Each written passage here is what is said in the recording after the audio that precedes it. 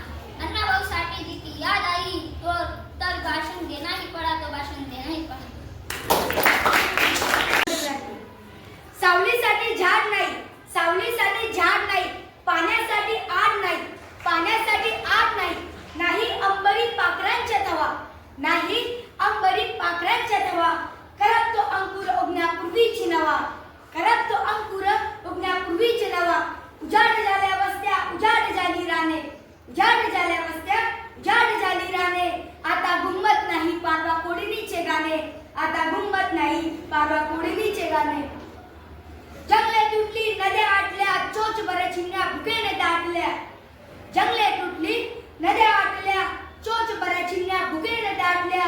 सूर्यही आता बेफाम आग ओकतोय, सूर्यही आता बेफाम आग ओकतोय. हिमालय आता खाली खाली झुकतोय, हिमालय आता खाली खाली झुकतोय. मित्रांनो, मी कालच YouTubeवर पर्यावरण संबंधीची कविता ऐकली आणि कविता ऐकून मन सुन्न झाले. आधी अनादी काळापासून पर्यावरण व मानव यांचे अतूट नाते आहे, पण मानवच आपल्या खऱ्या मित्राला धोका देत आहे. आपल्या सोडतीसाठी आपल्या खऱ्या मित्राच्या अस्तित्वावर थोडाही संकोच करता दिसू येत नाही. आपल्या बुद्धी सामर्थ्याच्या बळावर संस्कृतीचे उडाण भरणारा एकमेव प्राणी म्हणजे मानवच आहे. एकीकडे मानवाने प्रगतीची उच्च शिखरे सर केली आणि दुसरीकडे सामाजिक व पर्यावरण यांच्या गुंतागुंतीच्या समस्या उभ्या राहिल्या. पर्यावरणीय मुख्य घटक हवा, पाणी, जल, समुद्र, नद्या इत्यादी असून समस्या घटक मिळून जो वैपाक तयार होतो त्याला पर्यावरण असे संबोधण्यात येत असतात. पर्यावरण आपल्याला अन्न, वस्त्र, निवारा, प्राणवायू, औषधी इत्यादी वस्तू हा देत राहतो, इत्यादी वस्तू हा देत राहतो. हर सांस एक वरदान है, हर सांस एक वरदान है. अगर पर्यावरण शुद्ध हो तो हर सांस एक वरदान है. अगर पर्यावरण शुद्ध हो तो हर सांस एक वरदान है. अगर तकलीफ हो रही हो सांस लेने में, अगर दम घुटता हो सांस लेने में तो ये बड़े शहर की पहचान है. अगर दम घुटता हो सांस लेने में तो ये बड़े शहर की पहचान है. वातावरण में जहर घोलने वाले और कोई नहीं हम इंसान हैं. वातावरण में जहर घोलने वाले और कोई नहीं हम इंसान हैं. तुले हुए हैं धरती को बर्बाद करने में, तुले हुए हैं धरती को बर्बाद करने में और कहते हैं कि हम मनुष्य महान हैं, और कहते हैं कि हम मनुष्य महान हैं. धन्यवाद.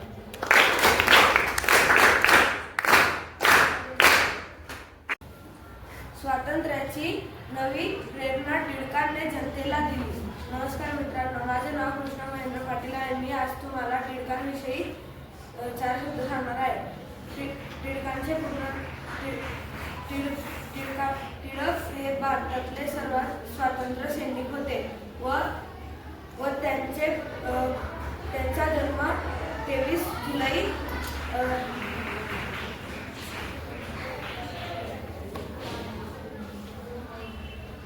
1856 रोजी महाराष्ट्रात चिखली या गावी झाला व त्यांचे पूर्ण नाव बाळ गंगाधर टिळक असे होते. त्यांनी सार्वजनिक गणेश उत्सव साजरा करण्यास सुरुवात केली व त्यांनी भारतातल्या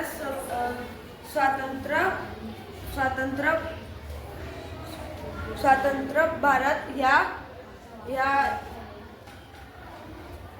ह्या घोषणेत भाग घेतला व त्यांचे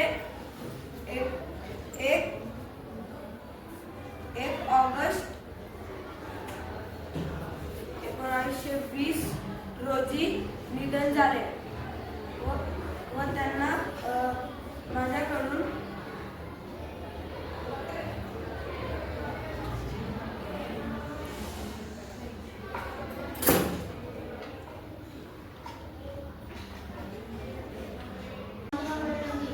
अण्णाभाऊ साठे यांचा जन्म 1 ऑगस्ट 1920 रोजी सांगली जिल्ह्यातील वाळव्या तालुक्यातील वाटेगाव येथे झाला. त्यांच्या आईचे नाव वाळूबाई साठे तर वडिलांचे नाव भाऊराव साठे असेही होते.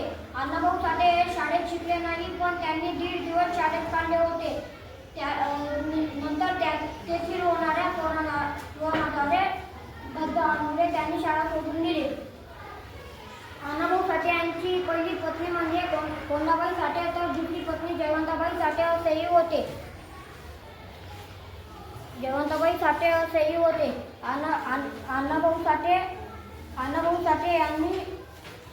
अण्णाभाऊ साठे यांनी मुंबई येथील 20,000 लोकांचा मोर्चा काढला.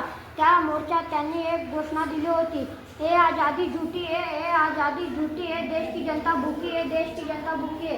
एवढे बोलून मी माझे 2-3 शब्द संपवतो. जय हिंद, जय महाराष्ट्र.